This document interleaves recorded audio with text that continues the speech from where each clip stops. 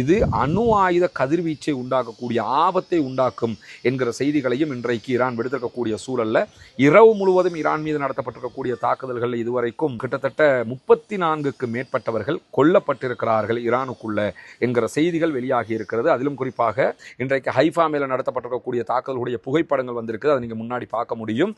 மிக கடுமையான தாக்குதல்களை ஹைஃபா மேல ஈரான் தொடர்ந்து நடத்தி கொண்டிருக்கிறது. ஹிஸ்புல்லாக்களும் மறுபுறம் தாக்குதல்களை நடத்தி கொண்டிருக்கிறார்கள்.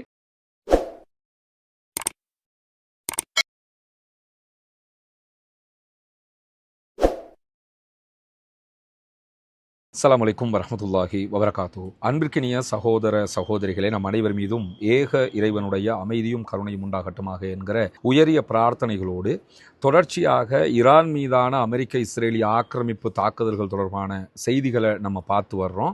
அதிலும் குறிப்பாக தற்போதைய நிலையில் ஈரான் தொடர்ந்து விடாப்பிடியாக யுத்தம் விவகாரத்தில் உறுதியாக இருக்கக்கூடிய செய்திகளை நம்ம பார்க்க முடிகிறது. யுத்த நிறுத்தத்தை நாங்கள் ஏற்றுக்கொள்வதற்கு தயார், ஆனால் யுத்தம் நிற்க வேண்டுமாக இருந்தால் நிரந்தரமாக நிற்க வேண்டும் என்பதுதான் ஈரானுடைய முக்கியமான ஒரு கோரிக்கையாக இருக்கிறது. இதே நேரத்தில் இன்றைக்கு வெளியாக இருக்கக்கூடிய ஒரு முக்கியமான தகவல் பிரகாரம் அமெரிக்காவினுடைய வெளிவிவகார செயலாளராக இருக்கக்கூடிய ஸ்டீவ் விட்காஃபுக்கும் அதே போன்று ஈரானுடைய ஃபாரின் மினிஸ்டராக இருக்கக்கூடிய அப்பாஸ் அராக்சி அவர்களுக்கும் துருக்கி, ஈஜிப்ட் இந்த 2 நாடுகளைச் சேர்ந்த ஃபாரின் மினிஸ்டர்ஸ் இந்த 4 பேரும் இணைந்து ஒரு சமாதான முயற்சிக்கான ஏற்பாடுகள் செய்யப்பட்டு வரக்கூடிய சூழல்ல முதல் கட்டமாக 45 நாட்கள் சமாதான ஒப்பந்தம் என்கிற ஒன்றை பற்றி பேச்சுவார்த்தை நடத்தப்பட்டிருப்பதாகவும், ஆனால் அதற்கு ஈரான் மறுத்திருக்கிறது என்கிற தகவல்கள் வெளியாகி இருக்குது. ஏன்னா 45 நாள் போது 1.5 மாசத்துக்கு பிறகு நீங்க நினைச்ச நேரம் தாக்க முடியும். ஏன்னா இதே மாதிரியான ஒரு வேலையை தான் அவங்க லெபனான்ல பண்ணினாங்க, அதே மாதிரி காசாவுலையும் பண்ணினாங்க. இந்த மாதிரி ஒரு வீக்கான ஒரு ஒப்பந்தத்திற்கு நாங்க வர தயாரில்லை, இல்லைன்னா சண்டை போட்டுக்கிறோம், நாங்க அதுக்கு தயாராயிருக்கிறோம் அப்படின்னு சொல்லி மிக தெளிவாக ஈரான் சொல்லி இருக்கக்கூடிய செய்திகள் வெளியாகி இருக்கக்கூடிய சூழல்ல ஈரான் மீதான தொடர் தாக்குதல்களையும் அமெரிக்க இஸ்ரேல் முடுக்கி விட்டு கொண்டே இருக்கிறது. அதே நேரத்தில் 2 நாட்கள் டைம் கொடுத்திருக்கிறாரு அமெரிக்க அதிபர் டொனால்ட் ட்ரம்ப். அதாவது அவருடைய நேரம் பிரகாரம் நாளைக்கு காலையில் 8 மணி வரைக்கும் நேரம் கொடுத்திருக்கிறாரு. அதுக்குள்ள ஹொர்முஸை திறக்கிறதுக்கு ஈரான் ஒப்புக்கொள்ளவில்லை என்று சொன்னால் நாங்கள் மிக கொடூரமான தாக்குதல்களை நடத்துவோம் என்று சொல்லியிருந்தாரு. ஈரான் மிக தெளிவாக நாங்க ஹொர்முஸை திறக்க மாட்டோம் அப்படிங்கிறத அறிவிச்சிட்டாங்க. நீங்க என்ன தாக்குதல் நடத்திக்கிறீங்க, அதுக்கு பதிலடி தாக்குதல் நடத்துறதுக்கு எங்களுக்கு நன்றாகவே தெரியும். எனவே நாங்கள் ஹொர்முஸை திறக்க மாட்டோம். ஹொர்முஸை திறக்கணும்னா நாங்க சொல்லுகிற நிபந்தனைகளுக்கு நீங்கள் ஒத்துக்கொள்ள வேண்டும் என்பது ஈரானுடைய மிக தெளிவான நிலைப்பாடு. இப்படி இருக்கிற போதுதான் நேற்றைய தினம் இரவு முழுவதும் கிட்டத்தட்ட 10 இடங்களுக்கு மேல ஈரானுடைய முக்கியமான பகுதிகளில் பலத்த தாக்குதல்களை நடத்தி இருந்தது அமெரிக்க இஸ்ரேலிய கூட்டு ஆக்கிரமிப்பு ராணுவம். குறிப்பாக தெஹரானுடைய பகுதிகள், அதே போன்று கராஜினுடைய பகுதிகள், இஸ்பஹானுடைய பகுதிகள் என்று ஈரானுடைய பல முக்கியமான நிலைகளை இலக்கு வைத்து தான் இந்த தாக்குதல்கள் நடத்தப்பட்டது. அதில் முக்கியமாக இஸ்பஹானில் இருக்கக்கூடிய அணுமின் நிலையத்திற்கு அருகில் இருக்கக்கூடிய ஒரு மிகப்பெரிய டேம் மேலே அவங்க தாக்குதல் நடத்தி இருக்கிறாங்க.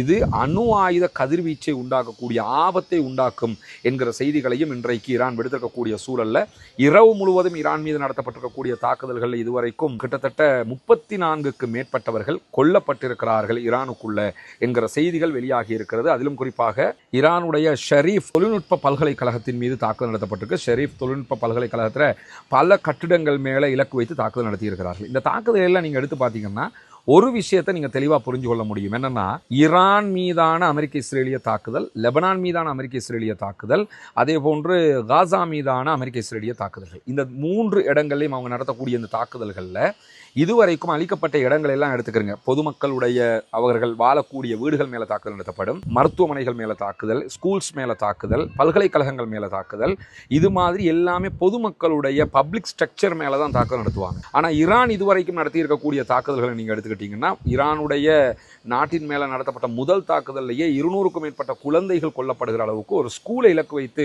இஸ்ரேல் தாக்குதல் நடத்தியிருந்தது. ஆனா இந்த நிமிடம் வரைக்கும் இஸ்ரேலுக்குள்ள எந்த ஒரு ஸ்கூலையும் இலக்கு வைத்து ஈரான் தாக்குதல் நடத்தல, பல்கலைக்கழகங்களை இலக்கு வைத்து தாக்குதல் நடத்தல, பொதுமக்களுக்கான வசதி வாய்ப்புகள் இருக்கும்ல, இந்த இடங்களை எல்லாம் இலக்கு வைத்து தாக்குதல் நடத்தின மாதிரி எந்த செய்திகளையும் நீங்க பார்க்க முடியாது.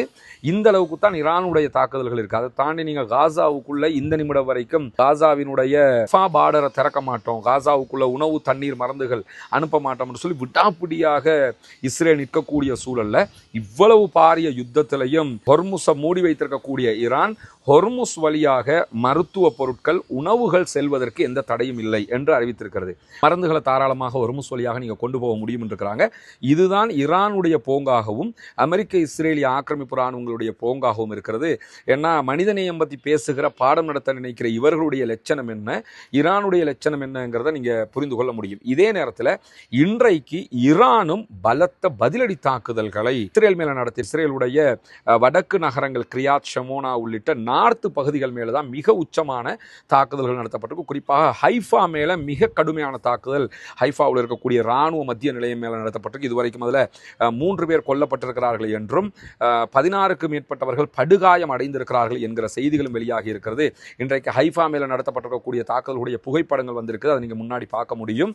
மிக கடுமையான தாக்குதல்களை ஹைஃபா மேல ஈரான் தொடர்ந்து நடத்தி கொண்டிருக்கிறது. ஹிஸ்புல்லாக்களும் மறுபுறம் தாக்குதல்களை நடத்தி கொண்டிருக்கிறார்கள். ஹைஃபா மீதான தாக்குதல்களில் இதுவரைக்கும் 10 பாலிஸ்டிக் மிசைல்கள் பயன்படுத்தப்பட்டிருக்கிறது சொல்லப்படுகிறது. ஆனால் இதில் எங்கேயுமே சிஜில் வகையான மிசைல்கள் பயன்படுத்தப்படவில்லை என்றும், ஒரு சந்தர்ப்பத்தில் கிளஸ்டர் வகையான குண்டுகள் கொத்து குண்டு பயன்படுத்தப்பட்டிருக்கிறது. ராணுவ மத்திய நிலையம்ங்கிறதுனால ஒரே குண்டுல எல்லா இடத்தையும் அடிச்சு நொறுக்க முடியுங்கிறதுனால கொத்து குண்டுகள் பயன்படுத்தப்பட்டிருக்கிறது என்கிற செய்திகளையும் ஈரான் வெளியிட்டிருக்கிறார். அதே நேரம் நேற்றைய இரவு வீடியோவில் நம்ம சொல்லியிருந்தோம், முதல் தடவையாக குரூஸ் ஏவுகணைகளை பயன்படுத்தி ஹிஸ்புல்லாக்கள் இஸ்ரேலுடைய ஒரு மாபெரும் கப்பலை அழிச்சிருக்கிறாங்க. அது ஒரு ராணுவ கப்பல், அதை மொத்தமாக அழிச்சிருக்கிறார். அதே நேரம் யமன்ல இருக்கக்கூடிய ஹூத்திஸும் தொடர்ந்து தற்போது கிளஸ்டர் குண்டுகள் வீசுகிற அளவுக்கு நிலைமை மாறி இருக்கிறது. எனவே ஈரான் ஸ்டடியா இருக்கிறாங்க, பலமாக இருக்கிறாங்க, தாக்குதல்களை உக்கிரமாக நடத்துகிறார்கள் என்பதையும் நம்ம தொடர்ந்து பார்க்க முடியும். தொடர்ந்து இணைந்திருங்கள் ரஸ்மின் MISC நியூஸ் மற்றும் ரஸ்மின் டாக்ஸ் ஆகிய 2 சேனல்களோடும் இந்த செய்திகளை நாம் உடனுக்குடன் உங்களோடு பகிர்ந்து கொள்வதற்கு தயாராக இருக்கிறோம்.